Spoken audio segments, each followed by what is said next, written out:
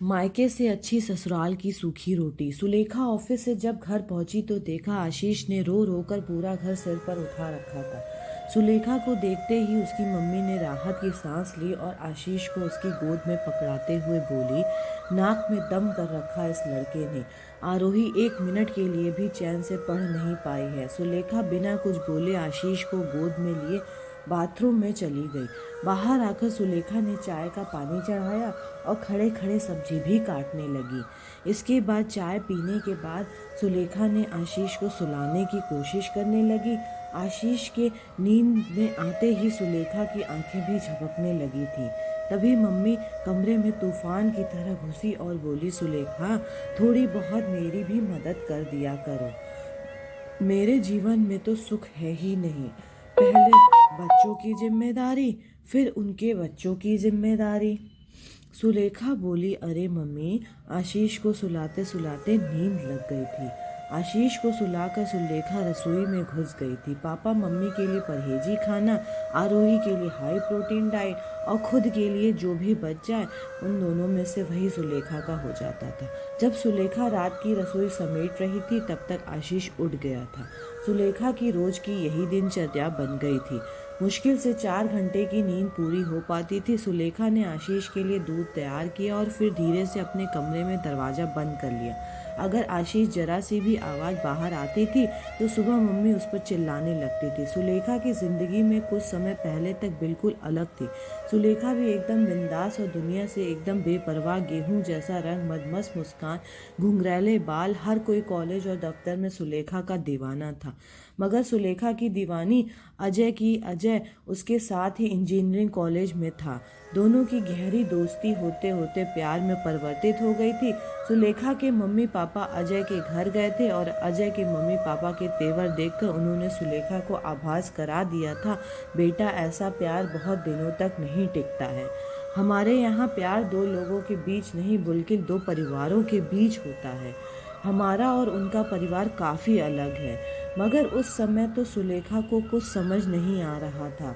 लड़ झगड़ कर आखिरकार सुलेखा ने अपने परिवार को मना ही लिया था और अजय का भी परिवार बड़ी बेदली से तैयार हो गया था। जब सुलेखा और अजय हनीमून पर गए थे तो सुलेखा को अजय का व्यवहार बड़ा अजीब सा लगा। सुलेखा पुरुष स्त्री के रिश्ते से अभी तक अनभिज्ञ थी। अजय न जाने क्यों प्रेम क्रीड़ा के दौरान हिंसक हो उठता था। सुलेखा पूरी तरह संतुष्ट भी नहीं हो पाती थी और अजय मुंह फेर कर सो जाता था। हनीमून से वापस आकर भी अजय के व्यवहार में कोई परिवर्तन नहीं आया। सुलेखा को समझ नहीं आ रहा था कि वह क्या करे, किससे बात करे। अजय का परिवार तब तक सुलेखा को नीचा दिखाता रहता था और अजय चुपचाप सुनता रहता था। अगर सुलेखा अजय से बात करने की कोशिश करती तो अजय कहता, मम्मी पापा ने हमारे फैसले का सम्मान किया है। आप एक बहू के रूप में तुम्हारी जिम्मेदारी है कि तुम उनका दिल जीत लो। सुलेखा तो एक चक्रव्यूह में फंस कर रह गई थी। दफ्तर के 8 घंटे होते थे जब तक खुलकर सांस ले पाती थी। रात में अजय सुलेखा के शरीर को रौंदता और दिन में अजय का परिवार सुलेखा के सम्मान को रौंदकर। सुलेखा को एक बात तो समझ आ गई थी, चाहे लव मैरिज हो या अरेंज मैरिज, समझौता हमेशा लड़की को ही करना होता है। इस बीच सुलेखा गर्भवती हो गई थी। सुलेखा को लगा शायद उसके विवाह की जड़ें मजबूत हो जाएंगी, लेकिन आशीष के जन्म के बाद भी समस्या ज्यों की त्यों बनी रही। अब सुलेखा की जिम्मेदारी और अधिक बढ़ गई थी। रात में आशीष और घर की जिम्मेदारी और दिन में दफ्तर देखते देखते सुलेखा एक कंकाल जैसी हो गई थी। विवाह के 1 वर्ष में भी अजय सुलेखा के लिए एक पहेली बनकर रह गया था। धीरे धीरे सुलेखा को समझ आ गया था अपनी मर्दाना कमजोरी को छुपाने के लिए अजय उस पर हर समय हावी रहता है।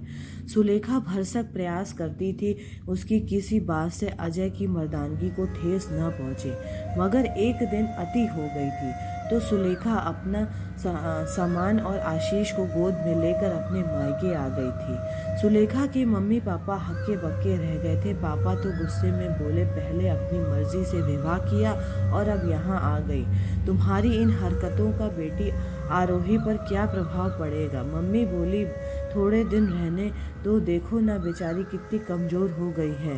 मगर जब मम्मी पापा के घर में रहते हुए सुलेखा को 2 माह हो गए तो रिश्तेदार और पड़ोसियों के कान खड़े हो गए थे। दिन में पास पड़ोसी मम्मी पापा को कहते थे और रात में मम्मी पापा सुलेखा को कब तक इस घर में पड़ी रहेगी, अपने घर जाओ ना सुलेखा। सब कुछ सुनकर भी अनसुनी कर देती थी। उसका घर कहाँ है? कई बार सुलेखा को लगता उसकी स्थिति अभी भी जस की तस ही बनी हुई है। कविता सोचने लगी, इन मायके की रोटी से तो अच्छा ससुराल की सूखी रोटी थी।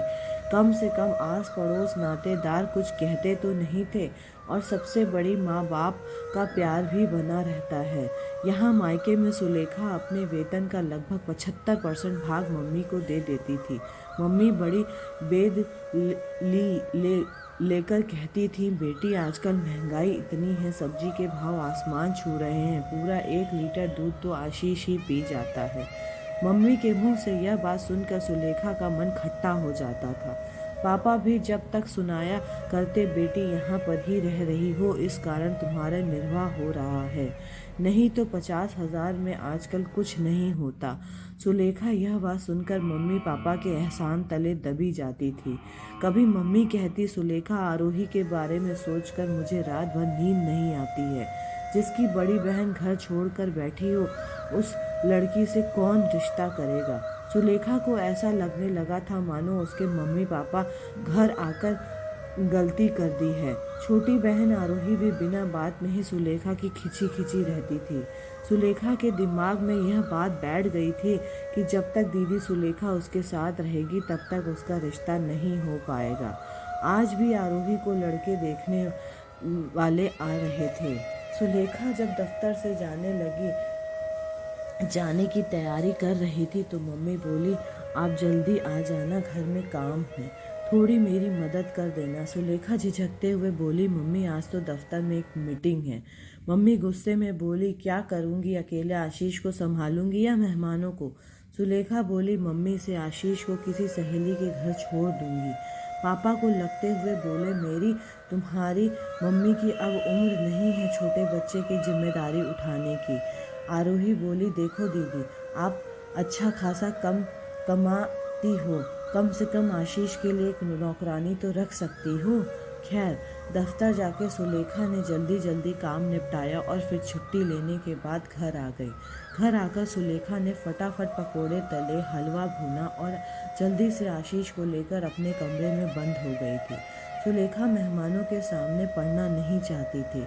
इस बार आरोही की बात बन गई थी। जैसे ही मम्मी यह बात बताने सुलेखा के कमरे में गई तो आशीष एकदम से कमरे से बाहर आ गया। मजबूरी में मम्मी पापा का सुलेखा का परिचय मेहमानों से करवाना पड़ गया था। मेहमानों ने जब सुलेखा से उसके घर और पति के बारे में पूछताछ की तो पापा बात संभालते हुए बोले, अरे सुलेखा तो अभी आपके आने से पहले ही आई है, हमें आशीष से बहुत प्यार है, इसलिए आती जाती रहती है। लड़की वालों की तरफ से लगभग बात फाइनल थी। पूरा परिवार बेहद खुश नज़र आ रहा था। मम्मी सुलेखा से बोली, देखो बेटी, अब तुम अपने घर जाने के बारे में सोचो। सुलेखा, तुम्हारी गलतियों की सज़ा आरोही को नहीं मिलनी चाहिए। सुलेखा सोच रही थी, उसके मम्मी पापा इतने पत्थर दिल कैसे हो सकते हैं, उन्हें सब कुछ तो बता चुकी हूँ। आखिरकार सुलेखा ने तय किया कि वह वापस अजय के घर चली जाएगी। वह सूखी नहीं तो ना सही, कम से कम उसके कारण आरोही की ज़िंदगी में कोई समस्या नहीं होनी चाहिए। सुलेखा ने अपनी समस्या अपने सहकर्मी रीना को बताई। रीना बोली, अरे यार, तुम क्यों एक बैल की तरह इधर उधर सहारे की तलाश घूम रही हो? तुम तो एक स्वतंत्र महिला हो और अपने बेटे का ख्याल खुद रख सकती हो। सुलेखा बोली, रीना, मेरे पास अपना घर कहाँ है? वह घर मेरे पति का था और वह मेरे मम्मी पापा का है। मैं कैसे आशीष को लेकर अकेली रह सकती हूँ। रीना हंसते वो बोली, बेवकूफ़ लड़की, अपनी मर्जी से विवाह करना एक गलत फैसला हो सकता है, मगर यह कोई ऐसी गलती नहीं है कि तुम्हें सज़ा मिले। इसे सामाजिक वीडियो से बाहर निकलो और अपने आप को और अपना घर खुद बनाओ। वैसे रीना दफ्तर में एक चतुर महिला के रूप में जानी जाती थी, क्योंकि वह अपनी ज़िंदगी को अपने हिसाब से जीती थी। लेकिन ज़िंदगी के इस मुश्किल दौर में रीना ही थी जो सुलेखा की बेबसी को समझती थी और उसकी ढाल बनकर खड़ी हुई थी। सुलेखा को रीना की दोस्ती करने के बाद यह समझ में आ गया था कि हर स्वतंत्र महिला को समाज में चतुर की संज्ञा दी जाती है। रीना की हिम्मत देने पर ही सुलेखा अपने बेटे को लेकर मम्मी पापा का घर छोड़ने को फैसला कर लिया था। रीना ने ही आगे बढ़कर सुलेखा को एक वकील से मिलवाया और सुलेखा अजय से अलग हो गई। रीना ने जब सुलेखा को उसके किराए के कमरे की चाबी पकड़ाई तो सुलेखा की आंखों से आंसू आ गए। रीना बोली, सुलेखा, कमरा भले ही किराए का है, पर इसे अपना घर बनाना अब तुम्हारी जिम्मेदारी है। जब सुलेखा ने अपना और आशीष का सामान बांध लिया तो मम्मी खुशी से बोली, बेटी, अच्छा है तुमने अपने घर जाने का फैसला कर लिया है। सुलेखा मम्मी की बात सुनकर बोली, मम्मी, आप सच कह रही हैं, मैंने अपने घर जाने का फैसला ले लिया है।